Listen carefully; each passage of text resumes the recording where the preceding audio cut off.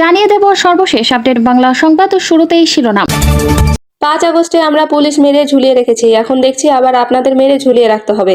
রাজধানীর উত্তরায় হেলমেট না পরায় মোটরসাইকেলকে সিগন্যাল দেওয়া, এভাবে ট্রাফিক পুলিশ সার্জেন্টকে হুমকি দেওয়ার অভিযোগ উঠেছে 2 যুবকের বিরুদ্ধে। এ ঘটনায় দুজনকে জেল জরিমানা করেছেন ভ্রাম্যমাণ আদালত।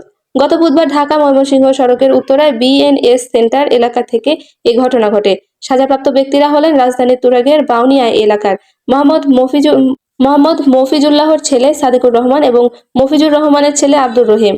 ডিএমপি ট্রাফিক পুলিশের উত্তরা ও পূর্ব জোয়ানের সহকারী কমিশনার মোহাম্মদ মাহবুবুর রহমান বুধবার রাতে গণমাধ্যমকে এসব নিশ্চিত করেছেন। এসি মোহাম্মদ মাহবুবুর রহমান জানান, বুধবার সকালে ওই এলাকায় যানজট নিরসনের ডিউটি করছিলেন ট্রাফিক সার্জেন্ট আলী। সকাল 9টার দিকে তিনি একটি মোটরসাইকেলকে হেলমেট না পরায় সিগন্যাল দেন। সে সঙ্গে আইন অনুযায়ী প্রসিকিউশন দাখিল করেন।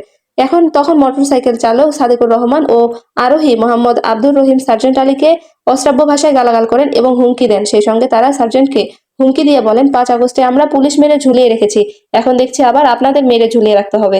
এসি মাহবুবুর রহমান আরো বলেন, বিষয়টি সার্জেন্ট আলী ঊর্ধ্বতন কর্তৃপক্ষকে জানালে উত্তরা পশ্চিমা থানা পুলিশের একটি টহল টিম তাদের আটক করে। পরে চালক ও আরোহীকে ডিএমপির স্পেশাল ম্যাজিস্ট্রেট আদালতে পাঠানো হয়।